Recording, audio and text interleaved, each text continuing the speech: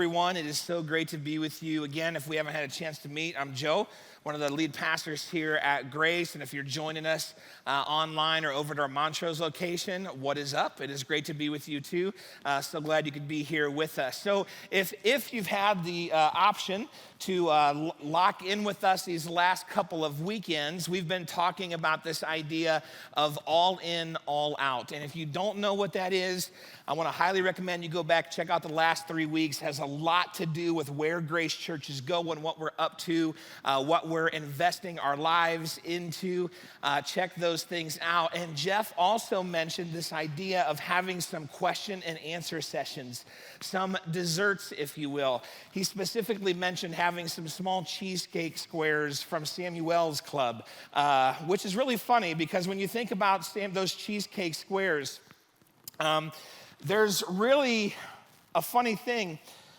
These are seasonal, and these will not be at those desserts or those question and answer sessions. So if you were signed up for one and you were gunning for those cheesecake squares, are bad. Okay, so, but those are going on as we speak. Maybe you missed out on the fact that those are actually happening this weekend.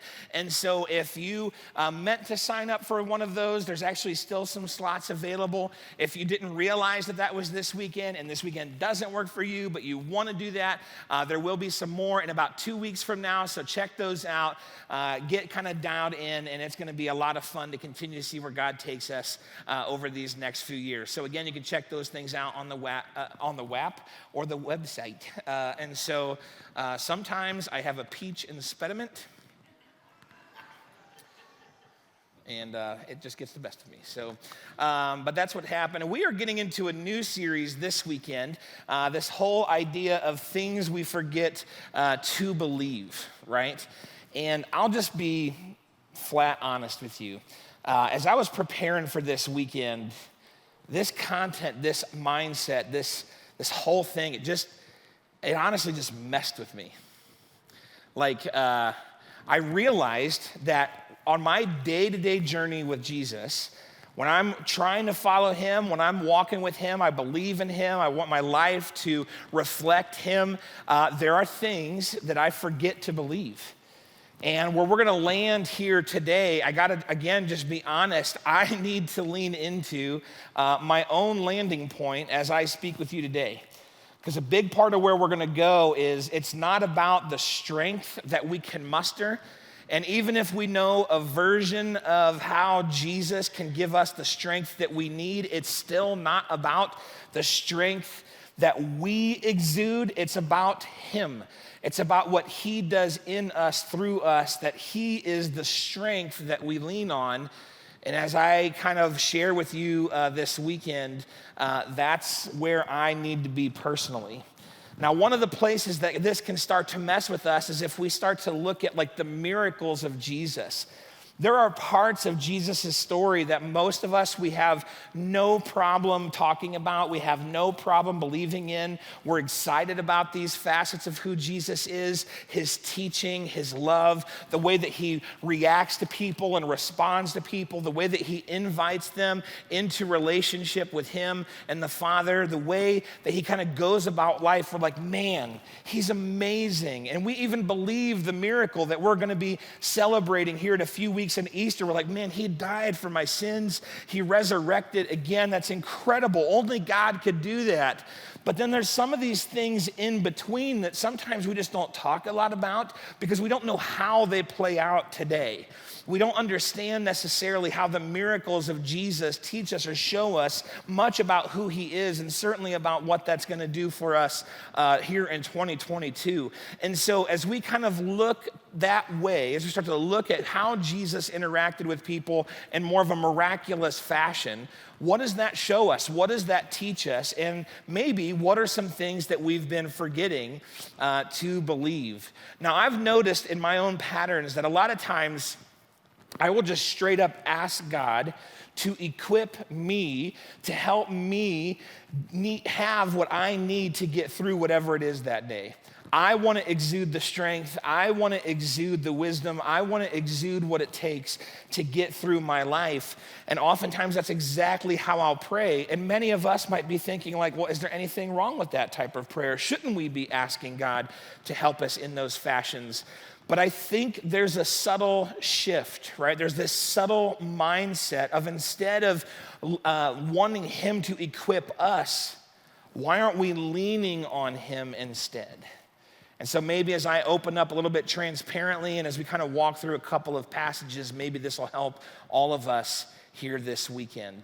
It's about dependence, not necessarily getting stronger. Now, there's a couple of things that I've been through that have helped me understand this principle. I actually used to be a student ministries pastor, what is now honestly a long time ago. And so I used to lead a group of students, and that was super fun. Loved doing that, and I would take them on some trips from time to time to DC or to Philly or these different places to serve and to learn and all that kind of stuff. And I remember specifically on one of these missions trips to Philly, I don't know why this question sticks out so much to me, and maybe it's actually for this weekend. My memory is for your pleasure. Okay, so that's where we're at. But I took this trip. It was so fun. Like, we're just hanging out in Philadelphia. Like, this guy back here with hair, that's me, right, with sunglasses on. And man, it was nice to shift the hair around for once. But it's just great. And then we had a great time as we're checking out Philadelphia and all that kind of stuff. And it was just an absolute great time. But I remember this was July, and we're walking through Philadelphia, and it's hot in July in Philadelphia, right? And like, it's about 2:30 in the afternoon. We're checking all these things out. And then all of a sudden, one of the students asked me this question, and with this tone, it was like, are we gonna have dinner tonight? Like, it's 2:30 in the afternoon. Like, I don't skip meals. I don't know if that's obvious or not to you. Like, I'm like, we're like 2.5 days into this trip. They've eaten every meal along the way, you know. And if you know me at all, I can be pretty sarcastic, if not a little snarky. And everything in me wanted to reply with all of that. But it actually got me thinking almost like right away, like what would make you question whether or not I'm going to give you your basic sustenance while we're on this trip? Like, what switch flipped in your mind or in your heart to where suddenly you don't trust that I'm going to give you a meal? Like, how did that shift happen, right? Now, this is very different. That question is very different than when my 7-year-old daughter approaches me. As a matter of fact, for a couple days this week, my wife was out of town with a couple of her best friends. And so me and my daughter were hanging out a bunch.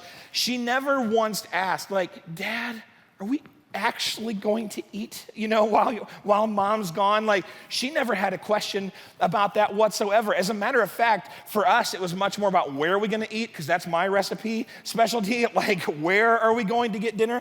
Where are we getting breakfast? But she never once questioned the if, right? She just simply was curious, Dad, how are you going to provide in this moment? She didn't have a doubt in her mind whatsoever. She was just simply curious. I wonder how my father is going to actually take care of what I'm going through this time. And that's a very different mindset. A very different way to approach how does God get us through some of the most tumultuous things that happen to us in our life. We can run to him and say, like, God, are you going to show up? Are you even there? Are you going to get me through this? Or we can realize, based on his track record, both in the scripture and in our lives, maybe it's more of a question of, God, how are you going to get me through this? How are you going to take me there? Well, these, I think, are the two different pathways that we'll kind of explore tonight. But this passage, if nothing else, highlight this passage, lock in this passage. This is so helpful, and it hit me so fresh this week. It's in Ephesians chapter 3. It says, when I think of all this, all the things that God is doing, I fall to my knees and pray to the Father, the creator of everything in heaven and on earth. And I pray that from his glorious, unlimited resources, that he will empower you with inner strength through his Spirit. And then Christ will make his home in your hearts as you trust in him. Your roots will grow down into God's love and keep you strong. And may you have the power to understand, as all God's people should, how wide, how long, how high, and how deep his love is. May you experience the love of Christ, though it is too great to understand fully.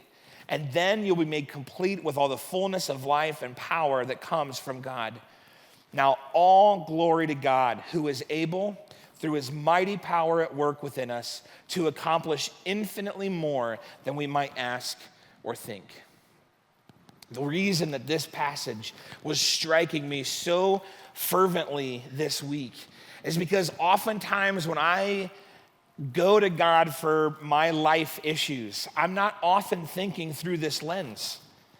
I'm often thinking through more of a lens of like, God, if it doesn't bug you too much, if you could just give me a little bit of a nudge, that'd be great.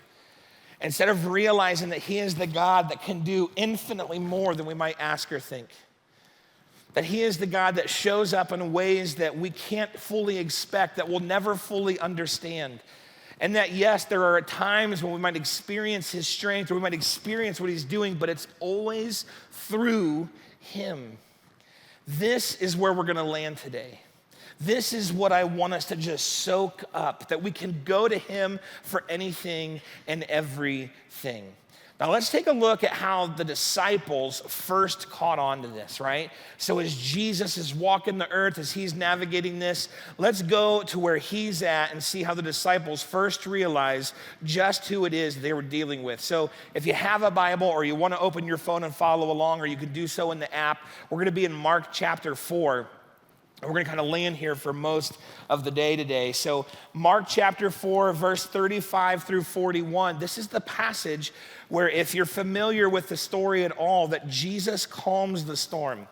Okay, Jesus calms the storm, and he does something incredible. And the disciples' reaction, I think, shows us a lot about how we can find ourselves as we're seeking God. So in verse 35, it says this: as evening came, Jesus said to his disciples, let's cross to the other side of the lake.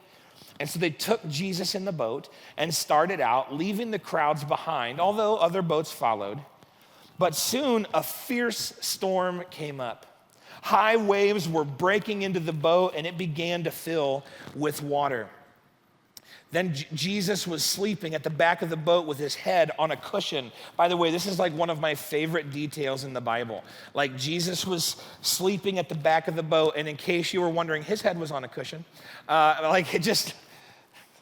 Thanks, Mark. The disciples woke him up shouting, "Teacher, don't you care that we're going to drown?" Don't you care that we're going to drown? I find this to be a fascinating response. Jesus, if you're kind of following the timeline of how Jesus has been working with the disciples, they have seen enough, they have heard enough to drop everything in their life and follow Jesus on a daily basis wherever he goes. They have seen enough, they've heard enough, they understand the way that he interacts with people, helps people, engages people. They have given their lives to following him. And then all of a sudden, calamity hits, and their first reaction is, "Don't you even care?" Now, if we're being honest, isn't that us sometimes? Isn't it amazing how fast we can kind of flip to, well, I can't believe God would even let this happen in my life. Does he even know? Does he even care? Does he even know that I am a good person? Why are bad things happening to me? And maybe we wouldn't say it with that slight attitude, but we'll ask those questions. And we'll wonder, where is God in this mess? And sometimes it'll even tempt us. Wow, should I even be following God? Because I'm out here, the waves are crashing over my life. Things seem to be crashing in. I feel like I'm about to be capsized. I feel like there's no hope in sight, and it seems like God's head is on a cushion.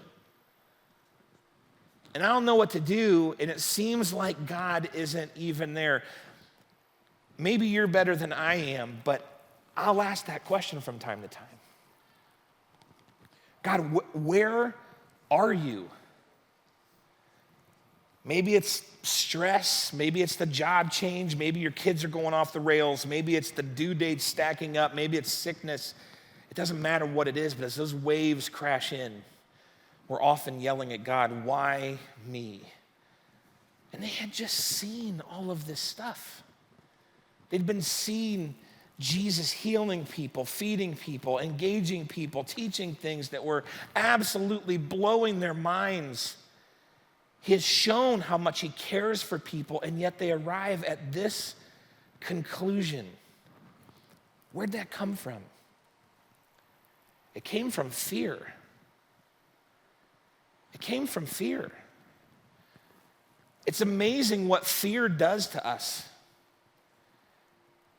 We can feel calm and cool and collected, and we have everything figured out, and we know exactly where we're going, and then something crashes in, brings fear into our life, and we have no idea how to respond. And we feel like, well, where is God in this moment? Why am I feeling so anxious about this? Why is anxiety sweeping into my life about this circumstance? Maybe you've never even had that before, and all of a sudden you feel just absolutely paralyzed. You can't act because you're afraid of what's going to come next. Your courage is completely leaking out and you don't know what to do. Just like us, the fear that the disciples were facing led them to an irrational and hopefully temporary conclusion. Circumstances that crash in on our life can make it very hard to see and remember that God is with us. Jesus is in the boat.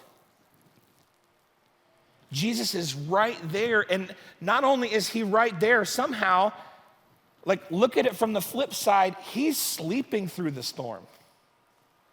Jesus is so unconcerned about the storm that he's sleeping through it. And he's right there.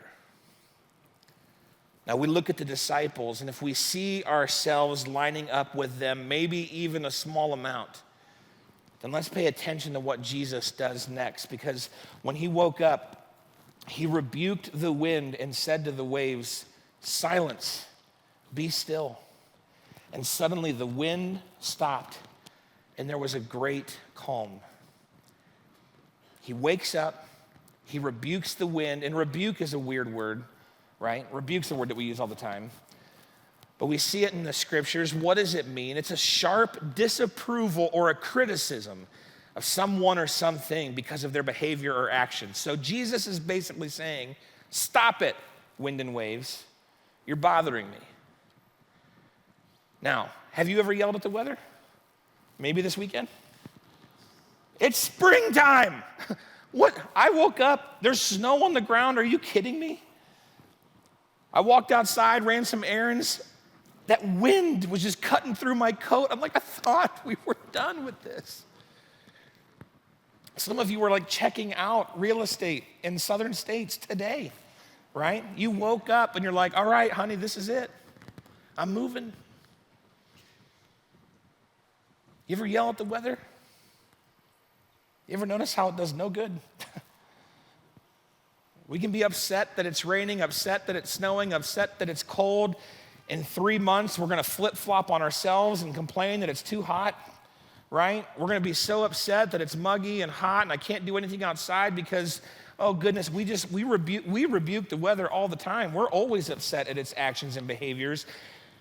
And yet when we say something to it, nothing happens. Nothing.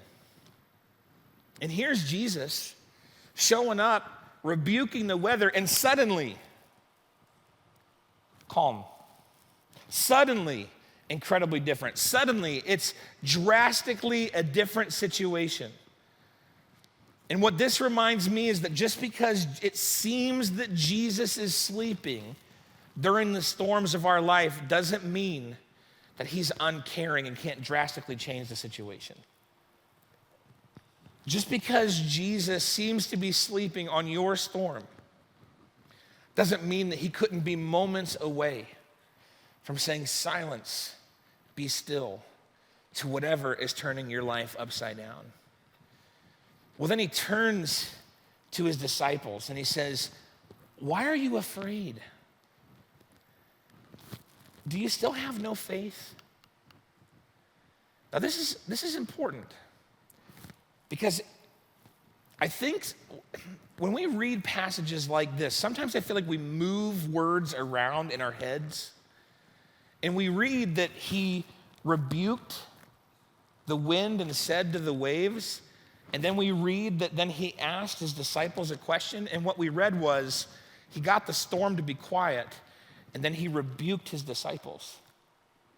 And that's not what it says. When those teenagers were asking me if we were gonna have dinner, like at all, ever, again, are they gonna live past today? I could have responded snappily, but instead, like I mentioned, I just felt this like, wait a minute, what switched? Why don't you trust that I'm gonna bring you a meal this weekend? Jesus saying, why are you afraid? Like, what's happening in you that fear would be your response? I'm right here. Do you not have faith in me? I'm here in the boat. I'm right there with you. Why are you afraid? He's reminding them that he's been who he's proven himself to be. And then the disciples react to that and they say, they were absolutely terrified. Who is this man? They asked each other. Even the wind and the waves obey him. Now, here's that word, terrified. Fear again. But this time it's different. This time it's not anxiety about their circumstances. This time it's not a lack of courage to respond. This time, this is high reverence, high respect. In the same way that we would respect heights, we would respect a ladder, we would respect when we get into our cars.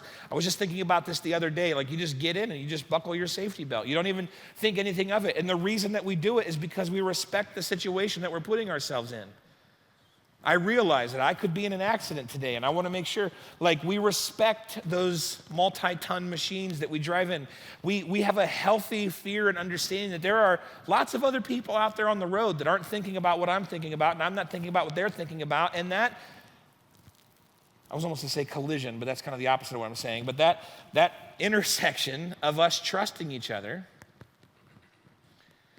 we have a healthy fear in a good way about certain things in our life, a reverence, a respect. And these disciples of Jesus are realizing, maybe for the first time, that Jesus is in charge of everything.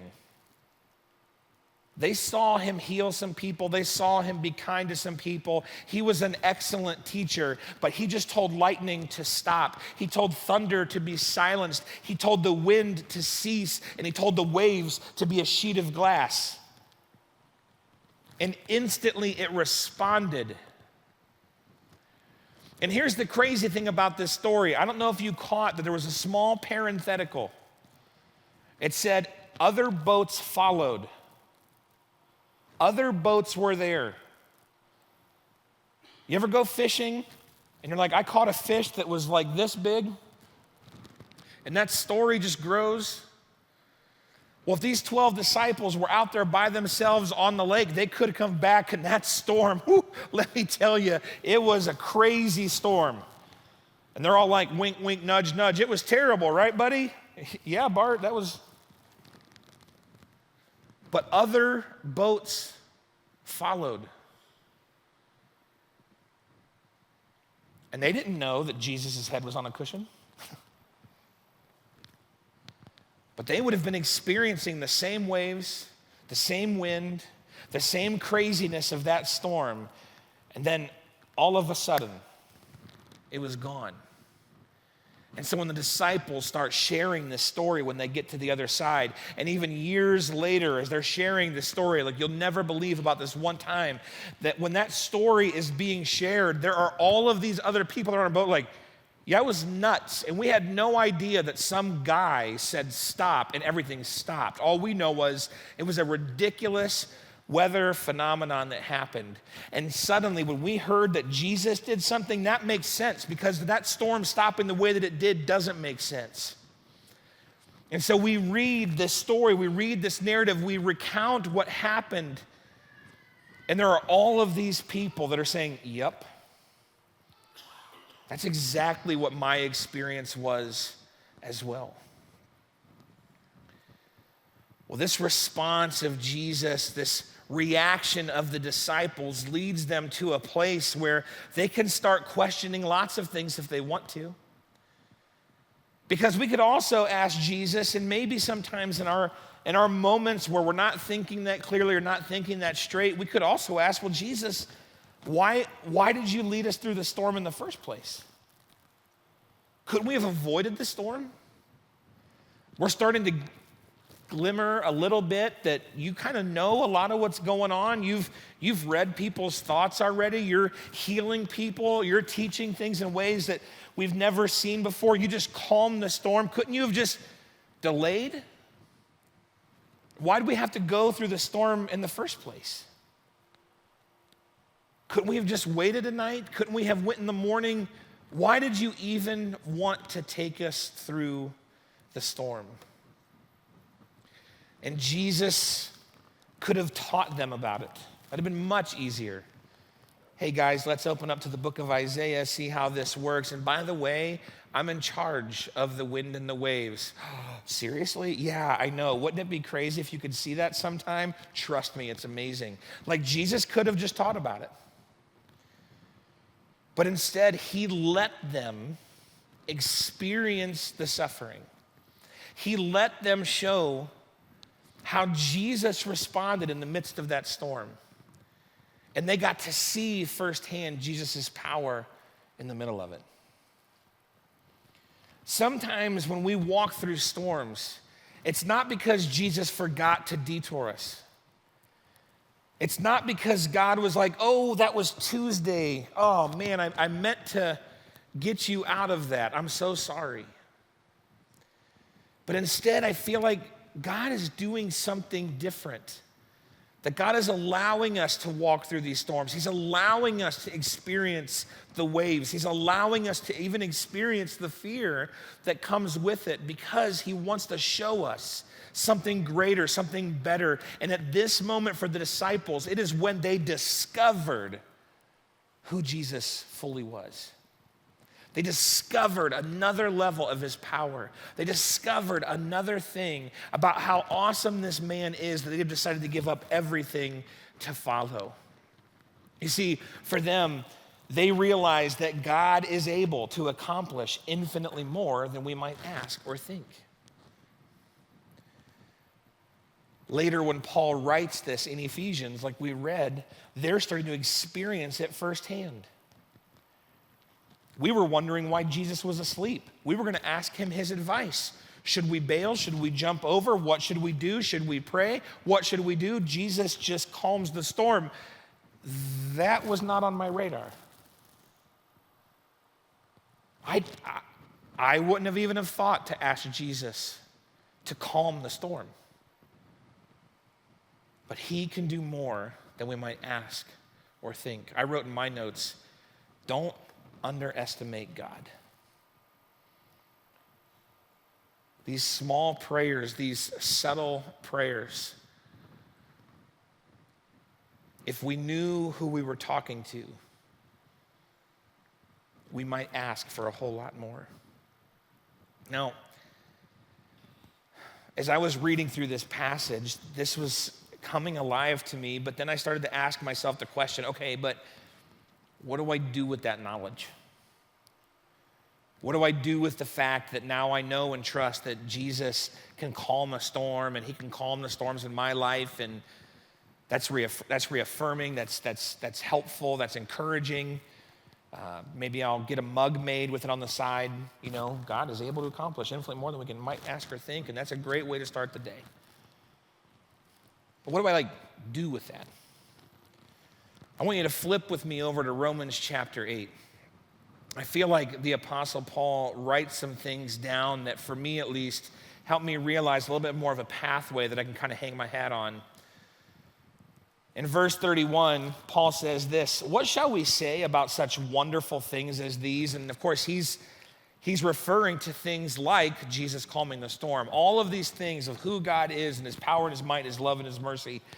What shall we do about these wonderful things? Well, if God is for us, who can ever be against us?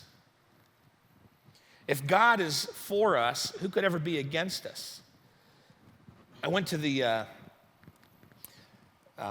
me and my college friends, I got four buddies actually, sorry, I'm counting wrong, but we started to go on an NFL stadium tour about 4 years ago. We live all over the country, and so it was kind of a definitive way, like, well, let's get together every once in a while. Well, why would we get together? And if you're like me, if you don't have a reason to get together, you don't get together. The next thing you know, it's 15 years later, and like, oh, we should have got together. Doesn't happen. So like, let's do an NFL stadium tour. That'll motivate us to actually fly and see somewhere. Well, this last year, we went to the Chiefs game in Kansas City. So we're all Browns fans, so we went to the Browns-Chiefs game. And that was when, in 2021, you still had hope in the Browns. And so you were like, oh, man, they might really do something good. And they even played the Chiefs really well. And you're like, oh, wow, this is really, really great. But I remember, like, whenever we had control of the game, whenever the Browns had control of the game, I'll never forget, like, the Chiefs fans were just chilling. It's like they were sitting on blocks of ice. They're just sitting back watching, like, the movie's going to end the way we want it to end. I've seen this 1,000 times. And as a Browns fan, you're like, what are you talking about? And it's because when they're down, they're just like, well, give them all to Pat Mahomes, and he's just going to throw it down the field, and he's just going to score, and we're going to come back, we're going to win. We do this all the time. And they were right. It was so frustrating.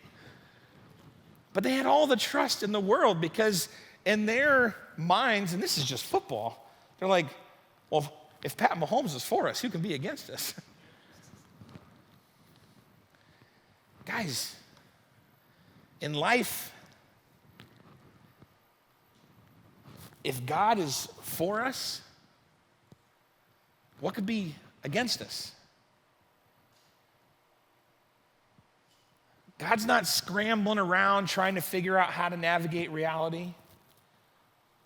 He's not surprised about the storms that you're going through, that we're going through. He's not thrown off by election results. He's not wondering what to do about the economy. He's saying, let's get in the boat. Let's go to the other side. And whatever storm we might find ourselves in, God is with us. Who can be against us?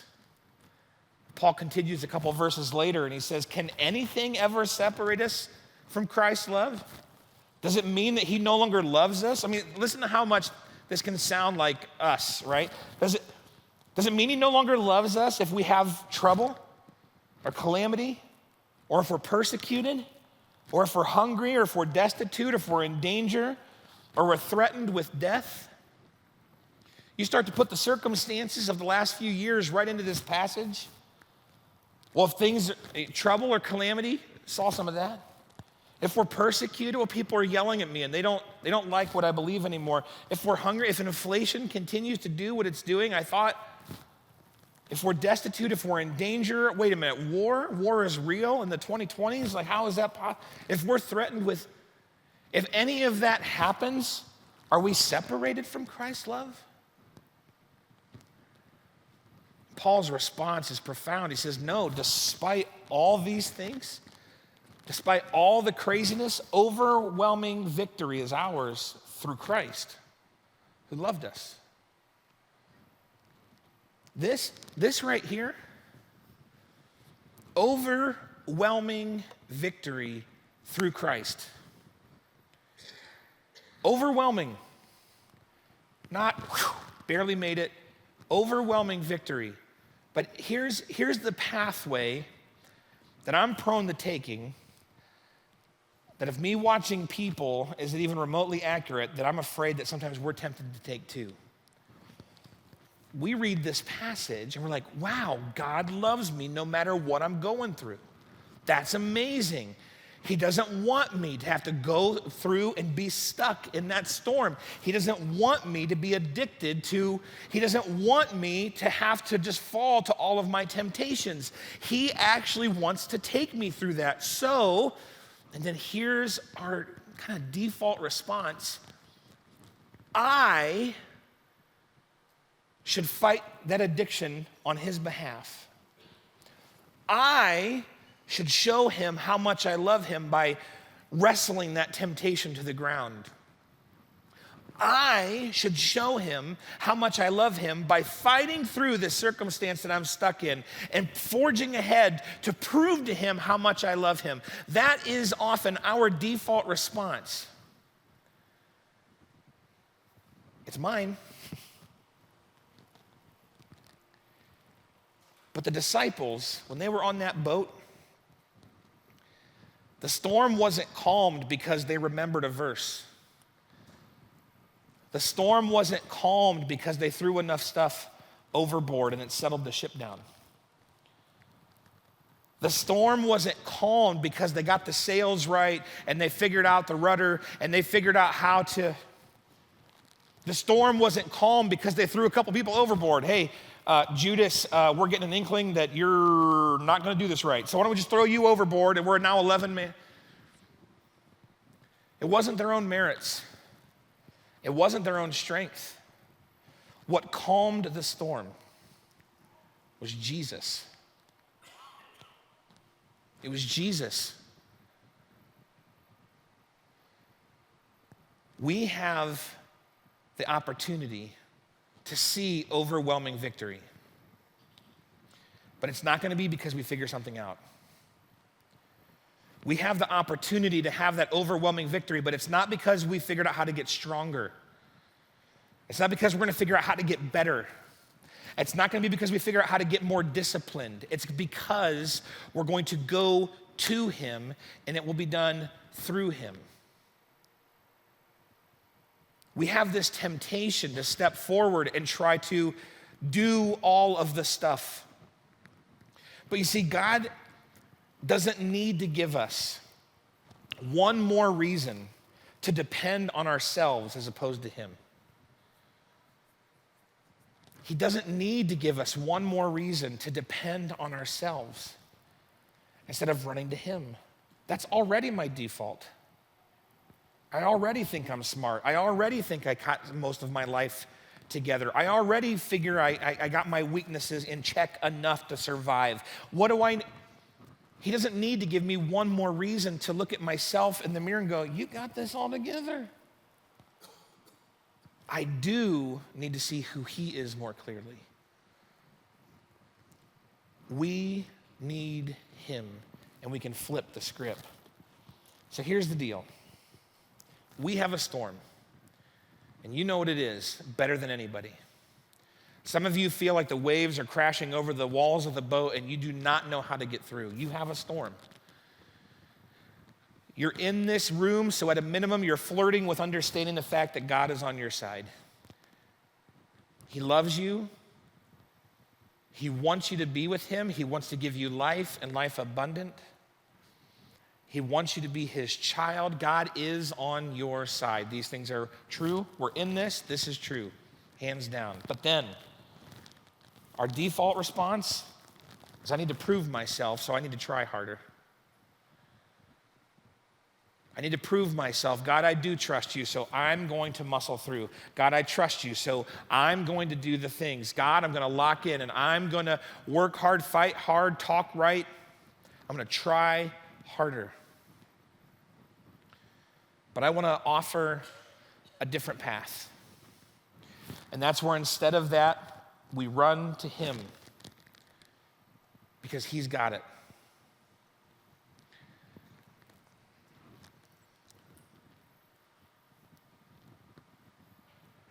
When we're tempted, the reason it's a consistent temptation most of the time, especially if we feel like we fail, my guess is, and my experience is, it's because we try to prove ourselves. and we try harder. I won't eat that. I won't click that. I won't say that. I won't close that door with that person in the room.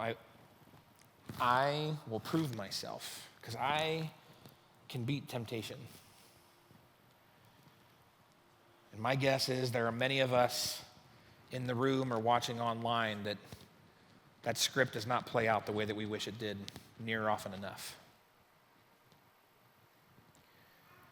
We're addicted to something. It's got a grip on our life. I can do it. I can be a disciplined person. I can overcome my own dopamine releases. I can get through this. It doesn't matter if it's chemical or situational or relational. Or for some of us, it's turning on the Flight Memorial Parkway and then into that long drive-through line. It doesn't matter. That's Chick-fil-A if you don't have the same addiction that I do.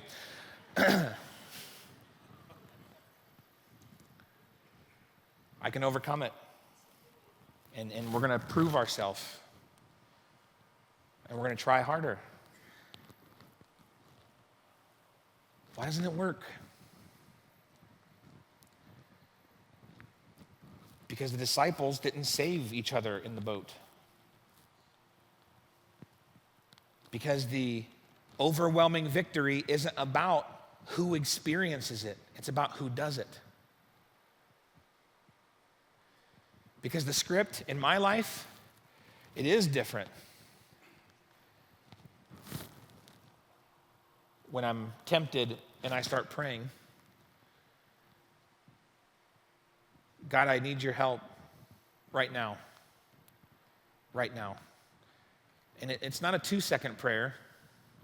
It's not the, Jesus help me. Okay, I'm just gonna do whatever I want anyway. It's the run to him. Jesus, I need you. Jesus, the temptation is still there. I'm gonna lean in even more. Jesus, I'm really confident that this temptation is about to overtake me. I'm going to lean in even more. What's that song that always gets me? Let's listen to that song. Let me open up to that passage. Matter of fact, let me go read about how Jesus calms the storm in Mark 4, because if Jesus can calm the storm, Jesus can keep me from. And you know, it's amazing. Whenever I do that, it's amazing that he shows that he's got it. But whenever I try to do it on my own, I don't got it. Because the overwhelming victory is through Christ. It's through Christ. It's through Christ. And so even trying to run to some version of Christian disciplines or like run to him. How? Pray. Talk to him. How? Open up to a passage. I don't know which one. I just told you one. I just taught on one for about a half hour to 40 minutes. Mark 4. It's really good. Jesus calms the storm. Go to that. Read it over and over and over again. Because even when that question hits again, why are you afraid? I'm right here. Let me show you what faith you can have. Let me talk to that storm. Silence. Be still. Run to him. If you need help, go to him. If you can't figure something out, go to him. If you can't figure out what to do next, go to him. You might be angry with me because this sounds so simple, and that's the point. Jesus didn't come to lay out this complicated pathway that would be hard to shoulder, that would be a crazy burden to overcome so that we could fight through life. Jesus came to set us free. Joe, it can't be as simple as just go to him. It is. Run to him. He has personally pulled through for me twice in the last 2 days.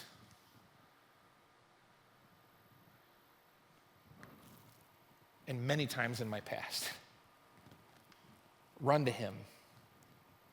Go to him.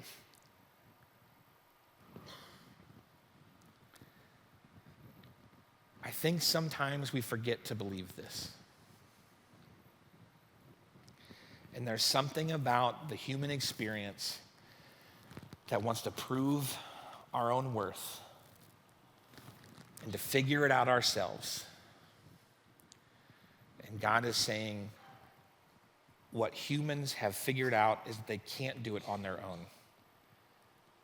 But I am here to set you free. I've got this. I will calm the storm. Just trust me as you're going through it. The band's going to come out. They're going to rearrange some stuff on the stage, and we're going to spend some time kind of just, I want us to go to him. Don't lean into your routine. Don't lean into whatever it is that you feel like you have to accomplish even tonight, tomorrow, this week. But instead, lean into him. Let the lyrics of the song be a prayer of your heart to him. Give your temptations to him now. Give your addictions to him again now. Give the situation that you feel like you can't get unstuck from to him now. And whether it's in the next day or months or weeks or even years or maybe in eternity, God will get you through the storm. He is faithful and he's there. Will you pray with me?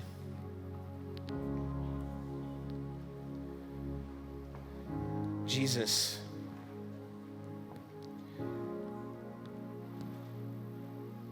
I'm fairly confident that the only times I've ever beat a temptation is when I ran to you. I'm fairly confident that the only times I have a handle on my addictions is because I'm focused on you. I'm also fairly certain that you have proven yourself in my life. You've proven yourself in others' lives. You've proven yourself in the scriptures time and time and time again that we can trust you in the middle of whatever storm we happen to be facing right now. So God, help us not forget to believe that what we need to do is run to you, is to go to you, and it's to put our trust and our life in your hands and watch you work. Help us, Jesus, to see you and to trust you. And in your name we pray. Amen.